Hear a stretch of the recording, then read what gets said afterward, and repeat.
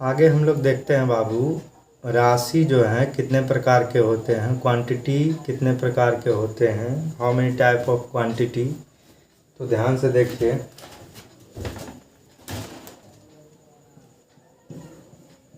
Quantity जिसको राशि कहते हैं, तो राशि जो होता है वो दो प्रकार के होते हैं। कितने प्रकार के? दो प्रकार के। एक होता है हमारा चर राशि और दूसरा होता है अचर राशि। ध्यान से समझिएगा, इंग्लिश में इसको कहते हैं वेरिएबल क्वांटिटी और एक होता है कांस्टेंट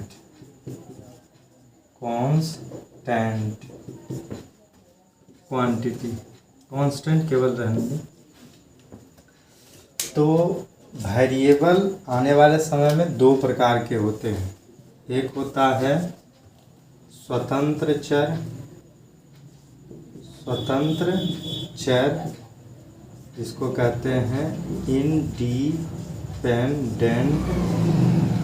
वेरिएबल, और एक होता है आश्रित चर जिसको इंग्लिश में कहते हैं डिपेंडेंट वेरिएबल। तो एक हो गया स्वतंत्र चर और एक हो गया आश्रित चर। उसी टाइप से जो भी होता है, क्या कहते हैं, अचर भी दो प्रकार के होते हैं। अचर कितने प्रकार के? दो प्रकार के। एक होता है हमारा निरपेक्ष अचर,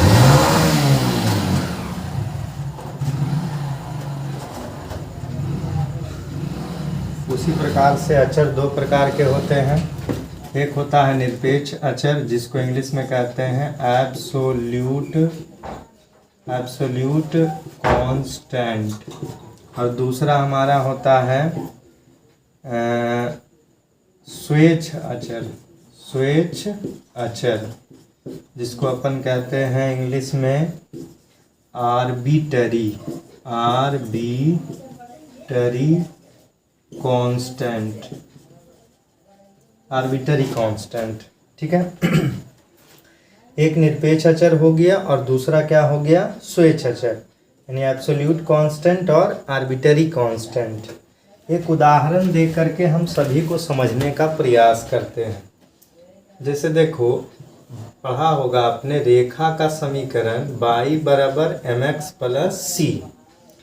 तो यहाँ पर जो भी है x जो है इसे हम लोग स्वतंत्र चर कह रहे हैं। स्वतंत्र चर हो गया ये। और y जो हो गया इसको कहा जा रहा है आश्रित चर। और m और c जो है इसे कहा क्या जा रहा बुआ? इसे कहा जा रहा है, यानी जो भी है स्वेच्छ अचर, या यहाँ पर मान लिया जाए जो भी है c ही रहने दो। तो ये हो गया स्वेच्छ अचर। ठीक है। तो अगर कल के डेट में इसको स्वतंत्र चर क्यों कहा गया है और y को आश्रित चर क्यों कहा गया है? जैसे अगर y बराबर आपको रहेगा 2x प्लस 3। देखो, x का मान तुम अपने मन से रख सकते हो। x का मान अगर 1 रखें तो y का मान कितना आएगा? 2 गुने 1 प्लस 3। तो 2 एकम 2 और प्लस 3 कितना आ गया? 5। तो x का मान स्वतंत्र रूप से 1 रखा, लेकिन y का मान जो भी है x के अनुसार 5 आया। नेक्स्ट अगर बात करते हैं कि x बराबर अगर हम 2 रखते हैं तो y बराबर कितना आ गया? 2 गुने 2 प्लस 3, तो 2 दूनी 4 प्लस 3 7 आ गया। तो x बराबर 2 आया, लेकिन y बराबर 7 आया। यह y जो आया किसके अनुसार आया? x के अनुसार आया। तो इस तरीके से कहेंगे, यानी इस समीकरण में y बराबर 2x प्लस 3 में x का मान हम अपने मन से रख रहे हैं, जो भी है किसी पर निर्भर नहीं हो रहा, इसलिए x को स्वतंत्र चर कहते हैं और y को कौन चर कहते हैं? आश्रित चर कहते हैं। क्लियर हुआ?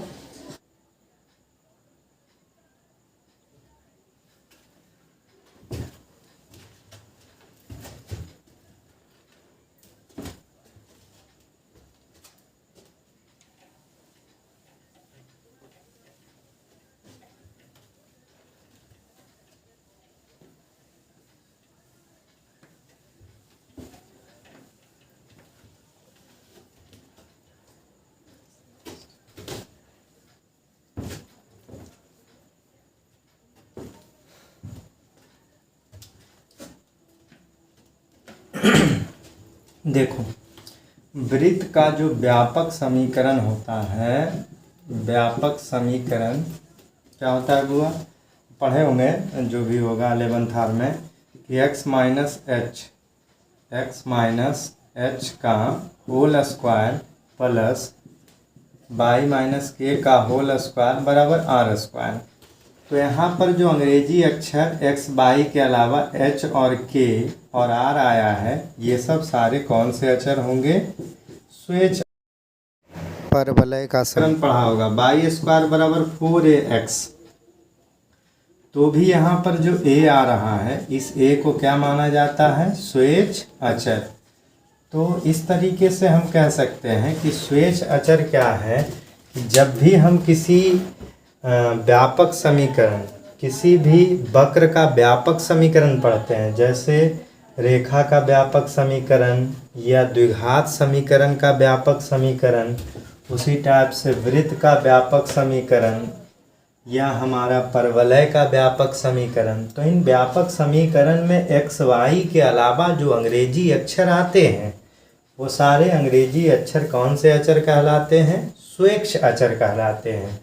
तो ये तो स्वेच्छ अक्षर थोड़ा बहुत आपका जो भी होगा, यानी कन्फ्यूजन दूर हुआ होगा कि स्वेच्छ अक्षर होता क्या है। चर में भी अंग्रेजी का अक्षर रहता है, यानी चर में आपने पढ़ा होगा कि एक्स वाई रहता है, और एक और नया टर्म आ गया स्वेच्छ अक्षर। तो स्वेच्छ अक्षर का मोटा मोटी कहानी यही है कि इसमें जो भी होता है, एक्स वाई को छोड़कर जो अंग्रेजी का अक्षर होता है उसे कौन अक्षर कहते हैं? स्वेच्छ अक्षर कहते हैं। क्लियर है? तो और भी बातें होता है, जैसे देखिए नेक्स्ट अगर बात किया जाए कि कल के डेट में हम लोग डिफ्रेंशिएशन पढ़ेंगे। जैसे इसको पढ़ा जाता है, क्या पढ़ा जाता है? एफ एक्स का अवकलन, एफ एक्स का अवकलन किसके सापेक्ष? एक्स के सापेक्ष। ध्यान से समझिएगा, इंग्लिश में कहते हैं डिफ्रेंशिएशन ऑफ, उल्टा differentiation of F X with respect to X, यानी एफ एक्स का डी सी किसके सापेक्ष? एक्स के सापेक्ष। तो यहाँ पर देखते हैं हम उदाहरण कुछ। अगर x के सापेक्ष डी सी रहा और ऊपर में ax प्लस b रह गया, तो ध्यान से समझना, अगर तुम डी सी एक्स के सापेक्ष कर रहे हो तो x के अलावा जितना भी अंग्रेजी अक्षर ऊपर अंश में आएगा, जैसे x के अलावा अंग्रेजी अक्षर a आया, अंग्रेजी अक्षर b आया, तो इन सब को क्या माना जाएगा? स्वेच्छ अक्षर। कौन अक्षर? स्वेच्छ अक्षर। उसी टाइप से अगर तुमको बात किया जाए कि अगर हम x के सापेक्ष डी सी कर रहे हैं और ऊपर में आ गया यानी L X square plus M X square plus N आ गया, तो देखते हैं हम ध्यान से कि x के अलावा जो भी एल एम एन आया, ये सब किसके अंतर्गत रखे जाएंगे? स्वेच्छ अक्षर के अंतर्गत रखे जाएंगे। तो इस टाइप से अगर जिसके सापेक्ष आप डीसी कर रहे हैं उसको छोड़ करके कोई भी अंग्रेजी का अक्षर ऊपर में आ जाए तो उसको स्वेच्छ अक्षर माना जाता है। उसी टाइप से अगर बात किया जाए आपको कि कल के डेट में आपको क्या हो जाएगा कि इस टाइप से अगर डीसी ऑफ ए कर रहे हैं, ए के सापेक्ष डीसी कर रहे हैं, ऊपर में आ गया मान लिया जाए A square X plus B by B D X plus 7। तो ध्यान से समझना, यहाँ पर जो भी हो गया ई ए के सापेक्ष अगर डी सी हो रहा है तो ए हमारा हो जाएगा, ए हो जाएगा चर और जबकि ए के अलावा एक्स और बी जो आया है ये सब हो जाएगा स्वेच्छ अचर। कौन अचर? स्वेच्छ अचर। और ये जो हमारा यानी आप कह सकते हैं ये दोनों जो हो जाएगा क्या हो जाएगा? स्वेच्छ अचर हो जाएगा। आपको थोड़ा बहुत अजीब लगता होगा लेकिन यही रियलिटी है। और साथ जो होगा वो हो जाएगा कौन अचर? निरपेक्ष अचर। तो इस टाइप से ये जो हम ज़मीन तैयार कर रहे हैं डिफरेंशिएशन के लिए, इसमें बहुत बड़ा योगदान है किसका? कि आप इस बात को समझो कि राशि इस बात को आप समझो कि राशि कितने प्रकार के होते हैं। तो राशि दो प्रकार के होते हैं। कौन कौन? एक हो गया चर राशि और एक अचर राशि। तो चर राशि में हमने देखा कि चर राशि कितने प्रकार के होते हैं? दो प्रकार के होते हैं। हमने देखा कि चर दो प्रकार के थे। कौन कौन? एक था स्वतंत्र और एक क्या था बुआ? स्वतंत्र था और दूसरा क्या था? आश्रित था। ठीक है, तो आश्रित था। तो स्वतंत्र चर राशि और आश्रित चर राशि पढ़ा। उसी प्रकार से हमने अचर के बारे में बात किया। तो स्वतंत्र और आश्रित में क्या हो गया? x जो हो गया स्वतंत्र चर राशि हो गया, y जो हो गया आश्रित चर राशि हो गया। उसी टाइप से हमने आगे देखा कि अचर भी दो प्रकार का, एक निरपेक्ष और एक स्वेच्छ। निरपेक्ष से अभी तक पाला पड़ा था हमको कि जितनी भी संख्याएं होती है, जितनी भी मान होती है, वो सारा कौन सा अचर होता है? निरपेक्ष अचर होता है। स्वेच्छ अचर भी मिलता था लेकिन किसी ने बताया नहीं था कि वो स्वेच्छ अचर है। जैसे आपको मिलता होगा द्विघात समीकरण का व्यापक रूप ax² प्लस, द्विघात समीकरण का व्यापक रूप आपको मिलता होगा, क्या मिलता होगा? ax² प्लस bx प्लस कितना? c बराबर 0। तो यहाँ ए बी सी जो भी रहता है यानी द्विघात समीकरण का व्यापक रूप ax² plus bx plus c बराबर 0। तो ए बी सी ये सब सारे जो मिलते थे वो हमारे सारे स्वेच्छ अचर होते थे। तो किसी भी गणित में जब हम किसी भी वक्र का व्यापक समीकरण पढ़ते हैं या किसी का जो भी होता है जनरल इक्वेशन ऑफ ये जो भी एनी फंक्शन पढ़ते हैं, किसी भी फलन का व्यापक रूप पढ़ते हैं, तो वहाँ पर जो एक्स वाई के अलावा अंग्रेजी अक्षर आते हैं वो सारे एक प्रकार के अचर होते हैं और उस अचर को हम लोग कहते हैं आर्बिटरी कांस्टेंट यानी स्वेच्छ अचर। उसी टाइप से तो यहाँ पर जो भी आ रहे हैं मान लिया जाए यानी आप जो सी सकते हैं वृत्त का व्यापक समीकरण हो गया या हमारा आने वाले समय में परवलय का व्यापक समीकरण हो गया, तो इसमें x और y के अलावा h के r आया, ये सब सारा स्वेच्छ अचर हो गया। आने वाले समय में डिफरेंशिएशन पढ़ते हैं तो डिफरेंशिएशन में भी इस बात का हम ख्याल रखते हैं कि अगर x के सापेक्ष dc कर रहे हैं तो x को छोड़ करके जो भी अंग्रेजी का अक्षर आएगा a b c any one वो सारा कौन अचर होगा? स्वेच्छ अचर होगा। जैसे x के सापेक्ष कर रहे हैं तो l आया m आया n आया, सब सारा कौन अचर होगा? स्वेच्छ अचर हो गया।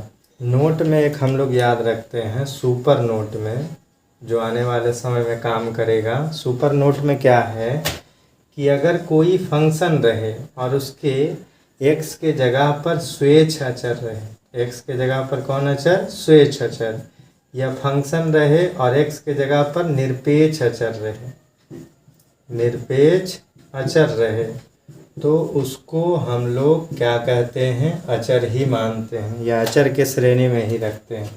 जैसे इसके एग्जाम्पल के रूप में देखो फंक्शन हो गया tan और x के जगह पर क्या रह गया? a, तो e एक प्रकार का क्या होगा? अचर होगा।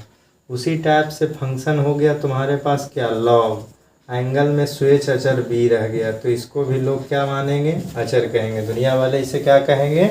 अचर कहेंगे। अब उसी टाइप से मान लिया जाए e रहा, पहले रहता था e पर पावर x, लेकिन x के जगह पर अब क्या रह गया? b रह गया, तो इसको भी लोग क्या मानेंगे? अचर मानेंगे। उसी टाइप से हमारा क्या रहता था? मान लिया 2 पर पावर x रहता था, तो 2 पर पावर x रहता था लेकिन अब x के जगह पर रह गया b, तो इसको लोग क्या मानेंगे? अचर मानेंगे। तो इस टाइप से कोई भी फंक्शन हो और यहाँ पर x के जगह पर स्वेच्छ अचर आ जाए तो उसे लोग क्या कहेंगे, अचर कहेंगे। बहुत खेला है अचर का हो, समझ गया ना। उसी टाइप से हमारा क्या है बुआ कि फंक्शन के साथ निरपेक्ष अचर, जैसे tan रह गया और एंगल में 3 रह गया तो भी इसे क्या माना जाएगा, अचर माना जाएगा। log रह गया एंगल में 2 रह गया, इसे क्या माना जाएगा, अचर माना जाएगा। साइन रह गया एंगल में 3 रह गया तो भी इसे क्या माना जाएगा, अचर। तो इस टाइप से फंक्शन के साथ स्वेच्छ अचर या फंक्शन के साथ निरपेक्ष अचर, रिजल्ट जो आएगा उसे क्या कहेंगे, अचर। तो इस टाइप से अचर धीरे धीरे आपको थोड़ा बहुत भी, आपको 10% भी यहाँ पर समझ में आता है। तो जब आप हिसाब करेंगे तो टोटली आपको फील आएगा। क्लियर है।